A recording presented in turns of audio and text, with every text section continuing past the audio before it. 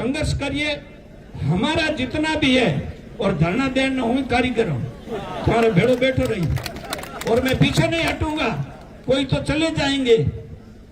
तो इसलिए हम आपके साथ में हैं, सारे लोग साथ में हैं। आप मेहरबानी करके अपने हक और अधिकारों की, अपने बच्चों के भविष्य के लेकर के जिसका हक बनता है उसको न्याय दिलाने के लिए आगे आइए, हम आपके साथ में हैं। और जो जो बीमारियां आई है उसमें भी निष्पक्षता रही है। मैंने कोरोना देखा, उसमें किसी अमीर गरीब, हिंदू मुसलमान सिख ईसाई किसी को नहीं छोड़ा, सबके साथ में बराबर व्यवहार किया। अभी जो बुरी बीमारी है और इंसान के लिए खतरनाक है, कैंसर है, वो भी सबको निष्पक्षता से अपनी चोट पहुंचाता है। इसी तरह जो ये हार्ट अटैक की बीमारी है वो भी, लेकिन ये जो राजनीतिक बीमारी है जो इस देश का वो शासन चलाता है, वो बीमारी ऐसी है जो बोगी का नाम सुना है आपने? बोगी है जो दो ही पाहे मोंडा खावे, कोई तो अगले मुंडेर महीने तो लगातार खावे, लेकिन कदे कदे शनिवार रे दिन दूसरे ही मोंडे में खाना शुरू करते हैं। तो इसलिए मैं आपसे कहना चाहता हूं कि ये जो 8 साल का जो टाइम पीरियड आता है, इसमें कोई राजनीतिक दल अछूता नहीं रह सकता। अगर कोई व्यक्ति आज इस संघर्ष में इन युवाओं की, और ये इन युवाओं का मतलब हमारे बच्चे, इस बाड़मेर के बच्चे, राजस्थान के बच्चे, उनके भविष्य को संवारने के लिए, उनको हक और उनको न्याय दिलाने के लिए जो घर बैठे हैं, उनकी मैं निंदा नहीं करूंगा, उनसे आह्वान करूंगा कि कुछ तो आप सोचिए इन बच्चों के बारे में, और आप मेहरबानी करके इस न्याय की लड़ाई में साथ दीजिए। एसओजी पूछती है कि भाई ये जो सीट कहां गई, उसका कोई जवाब नहीं। निर्लजता की हद होती है।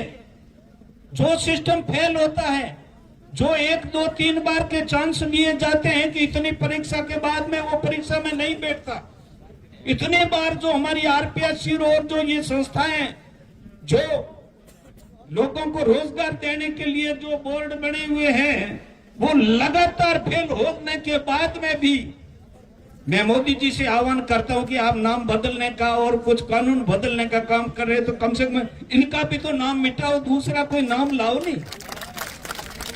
इससे ज्यादा नकारा क्या हो सकता है, इससे दुर्भाग्य क्या हो सकता है कि ये जो बराबर संस्थाएं जो काम ढंग से नहीं कर रही है, इसमें ऐसे लोग लाइए जो वास्तव में ईमानदार हो।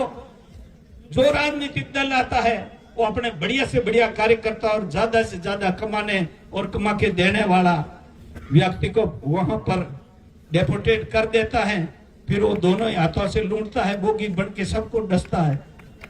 ये जो जिस प्रकार के हमने घोटाले सुने, उसके बाद में ये वो में आप सीट जो है, ये तो नया ही बीमारी पैदा हुई है।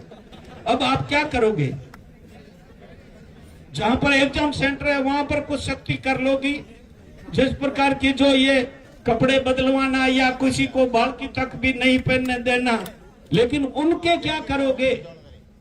उन्होंने ब्योमोंडोरी पछे खा है तो अगर ये तो निष्पक्षता लागोला, तो आप लोगों को ये सोचना है। और इस सरकार से मैं निवेदन करना चाहूंगा कि किसके शासन में क्या हुआ, किस में नहीं हुआ। अगर मैं जरा भी इंसानियत और आप में ईमानदारी है तो ऐसी जो नाजायज संस्था हैं जो लगातार गरीबों, शोषितों और जो किस तरीके से जो बच्चों को भेजते हैं अपने पसीने की कमाई का पैसा दे करके, और यहाँ बेचारे बच्चे मेहनत करते हैं, उनके साथ में अगर उन्हें निष्पक्ष और अपनी काबिलियत से अगर ठीक साथ से हमारे सीट भर ली तो उसको आप बदल दोगे, उसमें गोले बढ़ा करके। और उसका दूसरा जो पिछली बार जो एग्जाम हुआ उसमें 6 नंबर थे रोल नंबर, लेकिन उन्होंने कॉलम ही पास दिया। अब वो 6ठा नंबर कहाँ लिखे? किसी ने तो आगे से शुरुआत की एक एक्स्ट्रा बना करके, तो किसी ने पीछे की, और बाद में कहते हैं कि ये हमारी त्रुटि रह गई। अरे शर्म आनी चाहिए ऐसे लोगों को। मैं तो इतना कहता हूं कि आप में जो ताकत है उस ताकत का कोई सानी नहीं है। आप अड़ोस पड़ोस के देशों में देख रहे हो, अपने हक की लड़ाई के लिए हमें लड़ना होगा। किसी प्रकार का पंथ, धर्म, पार्टी सबसे ऊपर कर करके और ये जो कार्य हो रहा है ये किसी एक जाति, एक व्यक्ति या एक कोई धर्म के लोगों के साथ अन्याय नहीं हो रहा है।